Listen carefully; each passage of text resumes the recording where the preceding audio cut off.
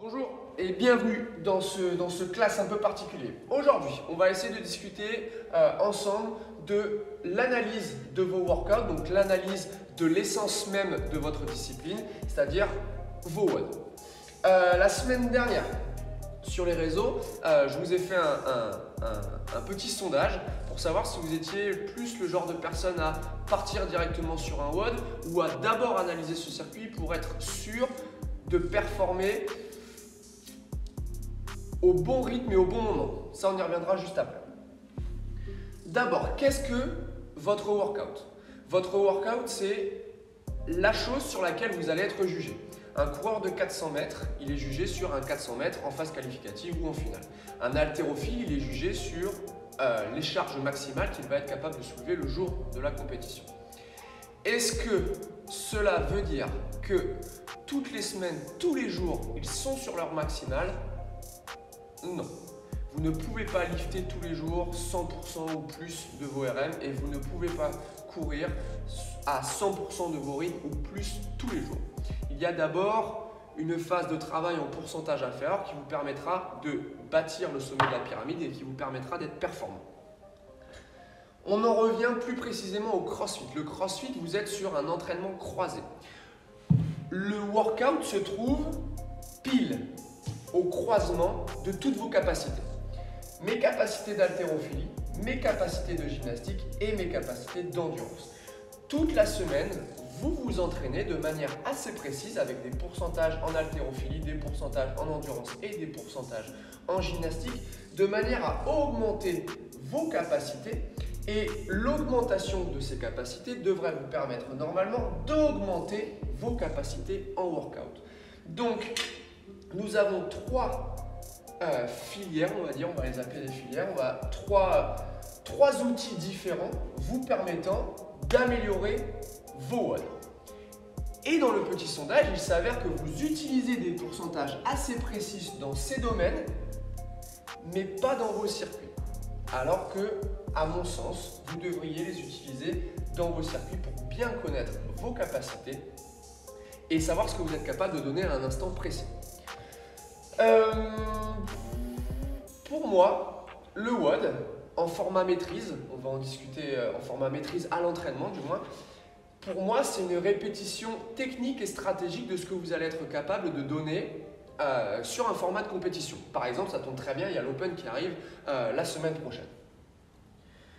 Si vous surjouez, vous n'allez pas apprendre. Vous allez apprendre que quand vous tapez le mur, j'ai tapé le mur à tel moment, c'est à cause de tel mouvement, donc j'apprends quand même quelque chose. Mais l'apprentissage, il est moins important que si je réfléchis à pourquoi je dois agir et comment je dois agir. Pour ça, j'ai mis en place une espèce de suite logique pour vous permettre de comprendre vos workouts et d'adapter vos stratégies en fonction de vos capacités. On y va, on part là-dessus. Si ça vous parle, cool. Si ça ne vous parle pas, il y a beaucoup de personnes qui intériorisent ces formats stratégiques. Je n'écris pas ce format à chaque fois que je pars sur un workout. Par contre, je l'ai bien en tête et je sais déjà comment je vais agir parce que je me connais. Donc, au plus vous vous connaissez, au moins vous avez à réfléchir à ces formats-là. On va partir sur une analyse théorique et ensuite on partira sur une espèce de mise en application de ce qu'on vient d'avancer. Ok? La première chose à faire, donc il y a un WOD qui vient de sortir, vous êtes à l'Open. Ce WOD, on va dire que ce sera celui-là, comme ça sera assez plus facile pour mettre en application tout à l'heure. Votre WOD, il a… je ne vais pas couper la vidéo. Je suis très mauvais en montage, donc il y a moyen que je bégaye de temps à autre. L'objectif, c'est juste que le message passe et que vous voyez un peu où je veux en venir. Votre WOD, soit c'est une tâche, donc soit c'est un exercice ou un ensemble d'exercices à effectuer le plus vite possible, soit c'est un temps, et à ce moment-là, vous avez un AMRAP avec à l'intérieur de ce temps le maximum de répétitions et de rounds possibles à mettre. Soit vous avez un intervalle, donc l'intervalle c'est le mélange d'une tâche par rapport à un temps. Donc on est sur des formats EMOM ou départ toutes les 2 minutes, ou départ toutes les 4, ou départ toutes les 10. On est sur des intervalles de travail. Vous avez l'âme de votre WOD. Maintenant, il faut analyser le format. Si vous êtes sur une tâche, ce sera plus difficile d'estimer court, moyen, long parce que ça va vraiment être dépendant de vos capacités. Si vous êtes sur un AMRAP, le temps est déjà défini. Donc vous savez si vous êtes sur un format court, moyen ou long. Et si vous êtes sur un intervalle, le temps aussi est défini. Donc vous savez si vous êtes sur un intervalle court, moyen ou long. Au plus vous êtes sur du moyen long, au plus l'importance d'une stratégie apparaît. Si je suis sur un format court, généralement on est sur des sprints, donc il y a moins d'intérêt stratégique sur un sprint. On a fixé le WOD. On sait son format et on sait à peu près combien de temps il va durer. Vous avez normalement donc dans votre semaine du travail d'intensité. Les intensités elles peuvent être imposées par le coach ou alors vous pouvez vous les imposer à vous-même en fonction de votre forme ou en fonction de vos objectifs sur le WOD. Ça on y reviendra juste après. De 1 à 4, on va dire qu'on est sur de la recovery, sur du bien-être. D'accord ? 1 à 2 fois par semaine. Qui dit bien-être ne dit pas la coulée douce. Dit juste tenir des rythmes, les gérer, savoir où on se trouve dans son effort. On peut associer ça par exemple à un travail de monostructural. Vous êtes entre 5 et 8 en RPE, donc en ressenti d'effort, sur de l'entraînement, sur de la maîtrise. J'analyse, j'agis, je suis dans ma répétition technico-stratégique pour assurer en format de compétition. Ce format-là, c'est le format dominant de votre semaine, 2 à 3 fois dans la semaine. Plus on augmente en ressenti, plus on va vers une intensité importante et là on s'approche de la performance du format de compétition. RPE 9-10, objectif finir totalement à l'envers. Ça ne passe pas sans de la maîtrise, mais objectif finir totalement à l'envers, 1 fois par semaine ou 2 fois par semaine si vous encaissez assez bien nerveusement le volume et l'intensité de travail. Vous avez vos tâches ou votre temps. Vous savez combien de temps ça va durer, vous avez votre intensité de travail. Maintenant, il faut analyser l'intérieur du WOD. L'intérieur du WOD, est-ce que c'est un mouvement simple, un seul mouvement à répéter encore et encore? Est-ce que c'est une alternance de 2 mouvements, une alternance de 3 mouvements ou alors un chipper, un format avec beaucoup de mouvements différents? La dominante, est-ce que je suis sur un format un peu plus cardio? Est-ce que je suis sur un format orienté weightlifting ou est-ce que je suis sur un format orienté gymnastique? Une fois que j'ai réussi à établir tous ces points, je connais mon workout. Si je connais mon workout, il ne reste plus qu'à connaître mes capacités pour agir sur ce workout.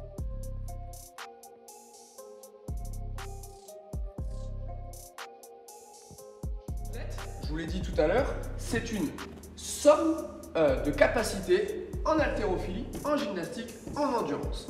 C'est une somme de capacités, mais c'est également une somme de points forts et de points faibles, plus ou moins marqués les uns des autres, mais vous avez des points forts tous et vous avez tous également des points faibles. Ces capacités vont définir votre plan de travail.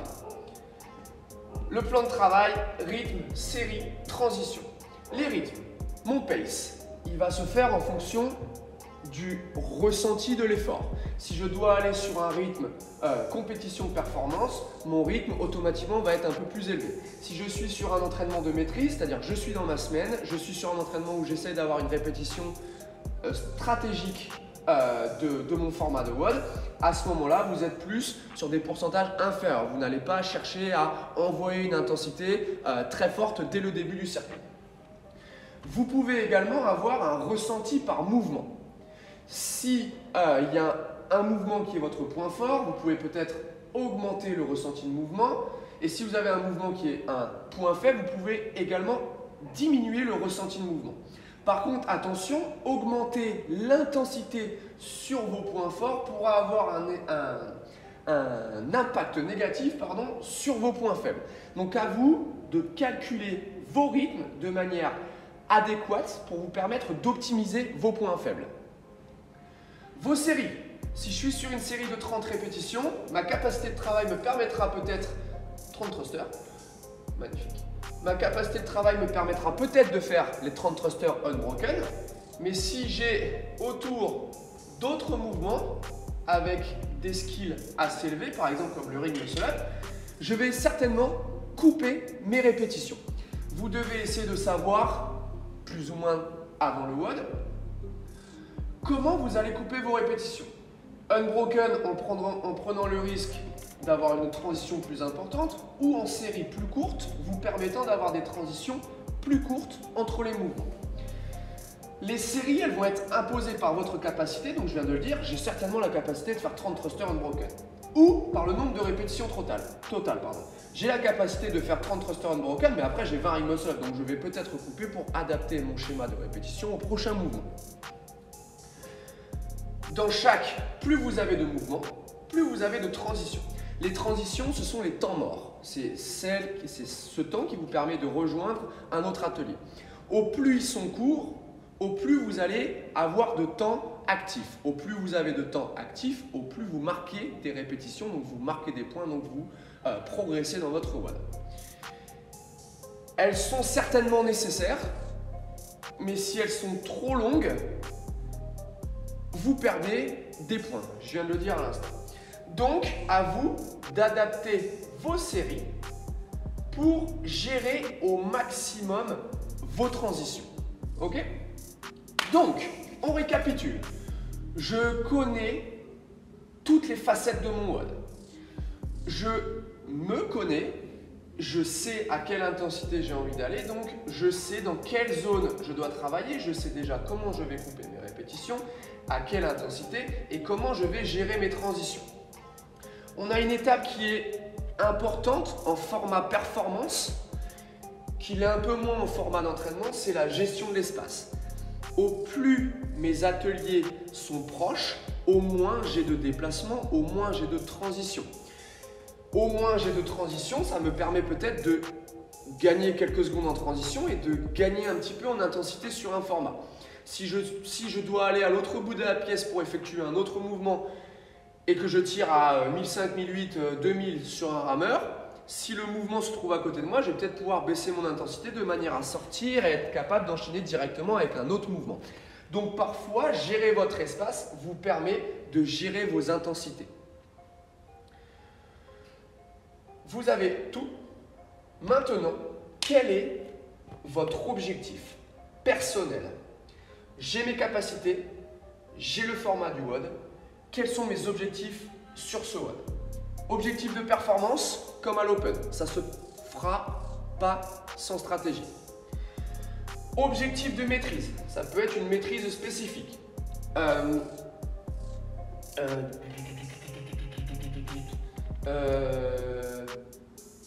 Ok, 10 rounds for time, 4 ring muscle up, 9, 8 rows, 12 wall ball shot. Mon objectif, c'est de performer. Je vais essayer d'avoir une stratégie qui me permet d'aller chercher l'intensité maximale le plus longtemps possible imposée par mes dirigeants pour faire le meilleur score possible. J'ai un objectif de maîtrise. Une maîtrise, spécifique. Je viens seulement d'apprendre à faire les ring muscle up, je maîtrise les ring muscle up, mais ma capacité de travail en ring muscle up n'est pas très élevée. Donc dans mon objectif de maîtrise spécifique, je vais essayer de garder mes muscle up à chaque fois unbroken. Donc ça passera forcément par une adaptation des rythmes autour. Donc vous n'êtes pas dans un objectif de performance parce que votre objectif ne sera pas de faire le meilleur score possible, mais vous êtes dans un objectif de maîtrise, c'est-à-dire maîtriser mon workout de manière à avoir un objectif bien spécifique à l'intérieur de ce WOD. Vous pouvez être aussi sur une maîtrise globale. Par exemple, moi sur ce type de WOD, j'aurais été satisfait de ma performance si j'avais réussi à maintenir après 25 secondes et 25 secondes, donc à peu près 1 minute 15, 1 minute 20 par tour, à bouger de manière continue. Ça aurait été mon objectif de maîtrise globale.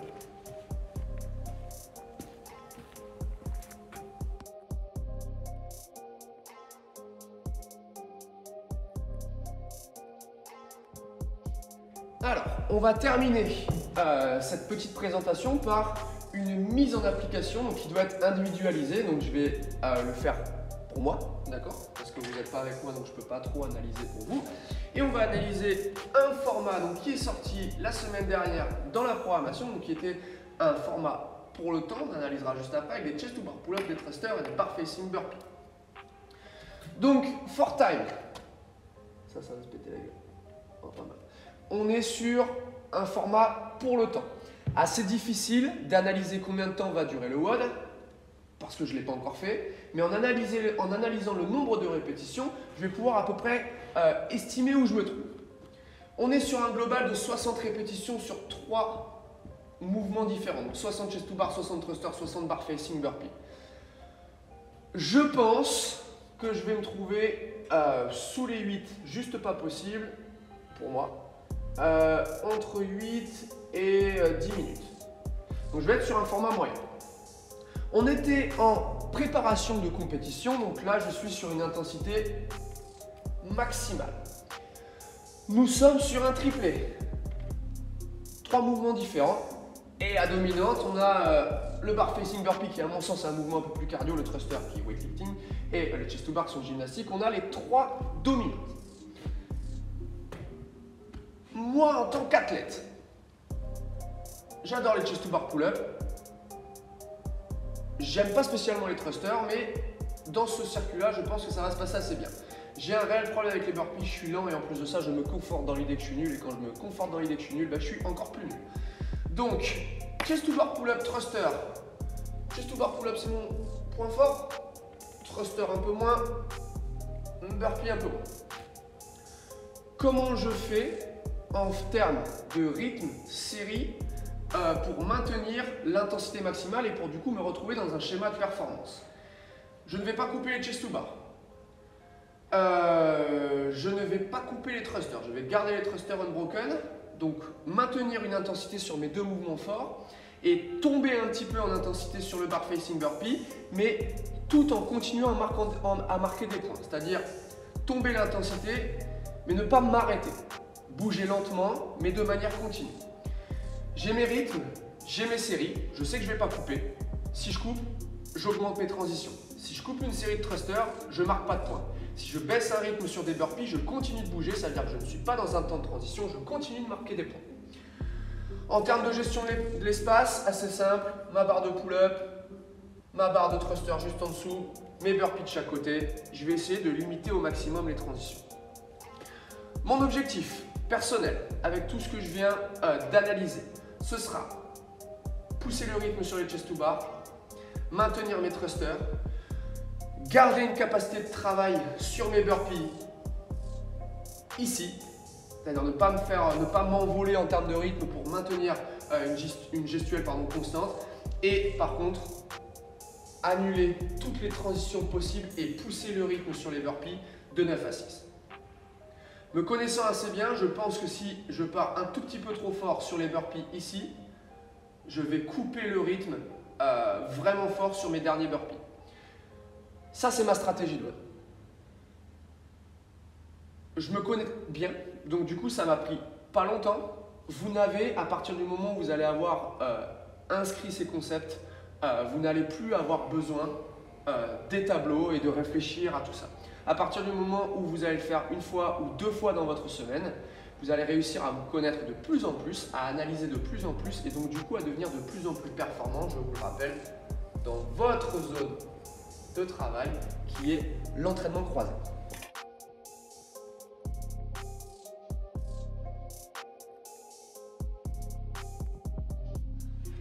Bon, time, on a fini.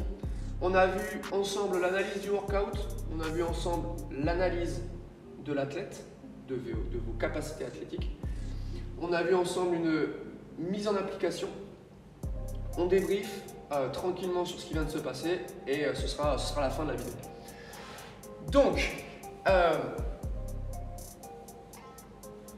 l'objectif de cette analyse technique et stratégique, c'est de vous permettre de performer le mieux possible. Pour performer, vous devez vous connaître. Vous connaître, c'est être capable de savoir ce que je vaux sur des circuits, mais c'est aussi être capable de laisser une place au hasard. Si vous ne laissez pas de place au hasard, c'est-à-dire si parfois vous ne partez pas sur des circuits avec une intensité maximale et une stratégie minimale, vous laissez de moins en moins de place au hasard. Laisser de la place au hasard, c'est apprendre à réagir au hasard. Et écrire une stratégie, Ça reste de la théorie. C'est le petit pourcentage qui vous permet de vous améliorer, de vous connaître pour performer. Mais c'est pas toujours la réalité. Dans le sens où peut-être que sans le faire exprès, dans ma mise en application, j'ai un peu poussé fort ici parce qu'il y avait, je sais pas, j'ai eu un espèce de relance, je me suis senti super bien. J'ai accéléré et j'ai totalement tapé le mur dans ce round-là. Taper le mur, ça arrive à tout le monde. La seule chose qui va faire la différence, c'est comment vous allez réagir à cette situation. Réagir à cette situation, c'est laisser une place au hasard. Si je vous dis ça, c'est que, à mon sens, on néglige souvent le workout au profit des parties d'haltérophilie, de gym et d'endurance. On néglige l'analyse du workout, alors que le workout est l'essence de notre discipline et c'est sur celui-là que vous allez être jugé. Donc vous devez être performant et d'analyser vos WOD. Mais vous devez également vous préparer à l'imprévu d'une situation de compétition, à l'imprévu d'un rythme poussé trop fort parce que mon collègue de la ligne d'à côté en compétition, il a poussé un peu le rythme. À l'imprévu de me dire, ok, j'ai surjoué sur le rameur, maintenant il va falloir assumer, qu'est-ce que je peux faire? À mon sens, pour finaliser cette vidéo, je vous conseille une fois par semaine, 2 fois maximum, à bien vous échauffer et à partir sans réelle stratégie sur un WOD. Par contre, ça va représenter, du coup, dans la globalité de vos entraînements semaine, ça doit représenter 15 à 20% max. Le reste du temps, j'aimerais, et je parle pour les athlètes de la programmation, que vous ayez une réelle intention de WOD, une réelle implication dans votre WOD et une réelle éducation. Cette éducation, elle va vous permettre de bâtir le sommet de votre pyramide technique et stratégique qui vous permettra d'aller chercher des intensités plus hautes lorsque vous serez dans des formats de compétition. Time. Merci si vous avez regardé la vidéo jusqu'au bout. Si vous êtes perdu ou si vous n'avez rien compris, n'hésitez pas à me le dire parce que des fois j'ai l'impression que je comprends et que tout le monde va comprendre ce que je dis alors qu'en fait il n'y a que moi qui comprends parce que je l'ai tourné avec mes mots à moi. Si vous avez aimé ce type de format, vous n'hésitez pas à vous m'envoyer des messages. L'objectif, c'est que ça reste assez simple. J'ai pas envie de couper 36 fois la vidéo. J'ai fait exprès, pas fait exprès de me planter, mais si je me plante, c'est pas grave, ça arrive. Et l'objectif, c'est de discuter, d'avoir de l'échange et de progresser dans votre discipline.